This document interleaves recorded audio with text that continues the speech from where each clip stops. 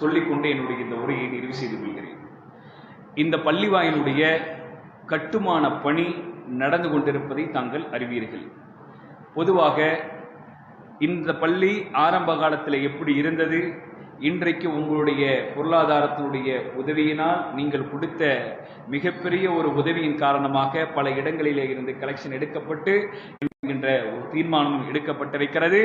உங்களால் முடிந்த பொருளாதார உதவியை ஒரு முசல்லாவிற்கு எடுப்பவர்கள் ஒரு முசல்லாவிற்கு எடுத்துக் கொள்ளுங்கள், அல்லது எப்படி உங்களால் அந்த பொருளாதாரத்தையோ அல்லது பொருளின் மூலமாக கொடுத்து உதவி செய்ய முடியுமோ அப்படி கொடுத்து உங்களுடைய நன்மையை நீங்கள் அடைந்து கொள்ளுங்கள்.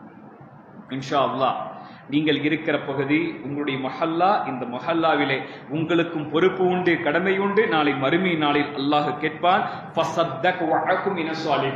மரண நேரத்தில் ஒரு மனிதன் சொல்லுவான், யா அல்லாஹ் என்னை இந்த பூமிக்கு அவர்களுக்கு சதக்கா கடமை அல்ல, மரணித்து போனால் தொழுகை கடமை அல்ல, மரணித்து போனால் நோன்பும் கடமை அல்ல, உயிரோடு வாழுகின்ற பொழுதுதான் இதெல்லாம் நமக்கு கடமை. மரண நேரத்திலே புலம்பினாலோ, மலக்குகளிடத்திலே அவகாசம் கேட்டாலோ, மன்னரிகளே எனக்கு பரிந்துரை செய்யுங்கள் என்று கேட்டாலோ யாருக்கும் உதவி செய்ய முடியாது. ஆகவே கிடைத்த இந்த வாய்ப்பை பயன்படுத்தி நிறைய பொருளாதார உதவிகளை செய்து இந்த பள்ளியினுடைய கட்டுமான வளர்ச்சிக்கு உதவி செய்யுங்கள்.